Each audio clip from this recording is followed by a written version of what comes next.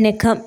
இரவு நேர பிரதான செய்திகளினூடாக நர்மதா சிறில் முதலில் தலைப்பு செய்திகள். புதிய நாடாளுமன்ற உறுப்பினர்களுக்கு விடுக்கப்பட்டுள்ள அறிவிப்பு. தேசிய போக்குவரத்து ஆணைக்குழுவின் அறிவிப்பு. மண்மேடு சரிந்து விழுந்ததில் பாடசாலை மாணவன் உயிரிழப்பு. உக்ரைனுக்கு கன்னிவெடிகளை வழங்க பைடன் ஒப்புதல். இனி விரிவான செய்திகள். கண்டி தெல்தனிய தன்னலந்த பகுதியில் இன்று காலை வீடொன்றின் மீது மண்வீடு சரிந்து விழுந்ததில் பாடசாலை மாணவன் ஒருவர் உயிரிழந்தார். இந்த சம்பவத்தில் 16 வயதுடைய மாணவர் ஒருவரே உயிரிழந்ததாக தெரிவிக்கப்படுகிறது. மண்மேடு சரிந்ததில் வீடு முற்றாக நீரில் மூழ்கியுள்ளது. புதிய நாடாளுமன்றத்தின் கன்னி அமர்வில் நாளைய தினம் பங்கு பெற்றவிருக்கும் நாடாளுமன்ற உறுப்பினர்கள் அனைவரும் காலை 9 மணிக்கு நாடாளுமன்ற வளாகத்திற்கு வருகை தருமாறு அறிவிக்கப்பட்டுள்ளது.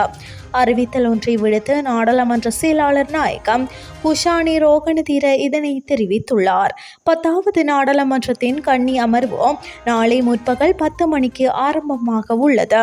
இந்த நிலையில் நாடாளுமன்றத்திற்கு வருகை தரும் உறுப்பினர்களின் வாகனங்கள் காவல்துறையினரால் அவற்றுக்காக ஒதுக்கப்பட்டுள்ள நிறுத்துமிடங்களுக்கு அனுப்பி வைக்கப்படும். அதன் பின்னர் நாடாளுமன்ற உறுப்பினர்களுக்கான கூட்டத்திற்கு சென்று அழைப்பு மணியோசை எழுப்பப்படும் வரையில் அங்கு தங்கியிருத்தல் வேண்டும் என்று அந்த அறிவிப்பில் குறிப்பிடப்பட்டுள்ளது.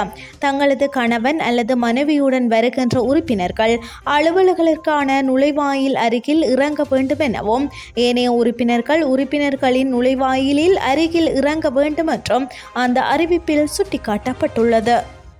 பேருந்து கட்டணத்திற்காக அதிக பணம் அறவிடப்பட்டால் தேசிய போக்குவரத்து ஆணைக்குழுவின் 1955 என்ற தொலைபேசி இலக்கத்திற்கு முறைப்பாடு செய்ய முடியும் என தெரிவிக்கப்பட்டுள்ளது. தேசிய போக்குவரத்து ஆணைக்குழு இதனை அறிவித்துள்ளது. கொழும்பு செட்டியார் தெருவின் இன்றைய தங்க நிலவரப்படி 24 கேரட் தங்கம் 2,12,000 ரூபாவாக விற்பனை செய்யப்படுகிறது. 22 கேரட் தங்கம் 1,95,000 ரூபாவாக விற்பனை செய்யப்படுகிறது. இதன்படி 24 கேரட் தங்கத்தின் 1 கிராமின் விலை 26,500 ரூபாவாகவும் 22 கேரட் தங்கத்தின் 1 கிராமின் விலை 24,375 ரூபாவாகவும் விற்பனை செய்யப்படுகிறது. இனி வெளிநாட்டு செய்திகள். உக்ரைனுக்கு கனிவெடிகளை வழங்குவதற்கு அமெரிக்க ஜனாதிபதி ஜோ பைடன் ஒப்புக்கொண்டுள்ளதாக தெரிவிக்கப்படுகிறது. இராணுவ அதிகாரி ஒருவரை மேற்கோள் காட்டி BBC இந்த தகவலை வெளிப்படுத்தி உள்ளது. இதன்படி விரைவில் உக்ரைனுக்கு கன்னிவெடிகள் அனுப்பப்படும் என தெரிவிக்கப்படுகிறது.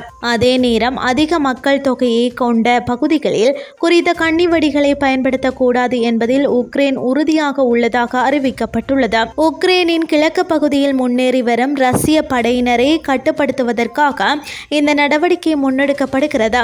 இதுபோன்ற ஆயுதங்களை பயன்படுத்துவது பொதுமக்களுக்கு ஆபத்தை ஏற்படுத்தும் என்ற அடிப்படையில் ஜனாதிபதி ஜோ பைடன் தலைமையிலான அரசாங்கம் இது தொடர்பான ஒப்பந்தம் கைச்சாத்தப்படுவதை கடந்த காலங்களில் தடுத்திருந்தது. எனினும் அமெரிக்காவின் ஜனாதிபதியாக டொனால்ட் ட்ரம்ப் ஜனவரி 20 வெள்ளை மாளிகைக்கு செல்வதற்கு முன்னர் உக்ரைனின் போர் முயற்சியை வலுப்படுத்துவதற்கு தற்போதைய அமெரிக்க அரசாங்கம் முயல்வதாக தெரிவிக்கப்படுகிறது. இனி விளையாட்டு செய்திகள். இலங்கை அணிக்கு எதிரான டெஸ்ட் தொடரில் பங்கேற்க உள்ள தென்னாப்பிரிக்கா அணியின் ரெம்பா பவுமா மீண்டும் இணைத்துக் கொள்ளப்பட்டுள்ளதாக தெரிவிக்கப்படுகிறது. கடந்த அக்டோபர் மாதம் அயர்லாந்து அணிக்கு எதிரான கிரிக்கெட் போட்டியின் போது அவரது முழங்கையில் உபாதை ஏற்பட்டது. எனினும் அவர் தற்போது குணமடைந்து வருவதாக தெரிவிக்கப்படுகிறது. இரு அணிகளுக்கும் இடையிலான முதலாவது டெஸ்ட் கிரிக்கெட் போட்டி எதிர்வரும் 27 ஆரம்பமாக உள்ளமை குறிப்பிடத்தக்கது. இத்துடன் செய்திகள் யாவும் நிறைவடைகின்றது. அடுத்த மணித்தியால செய்திகளை காலை 8:30 எதிர்பாருங்கள். நன்றி.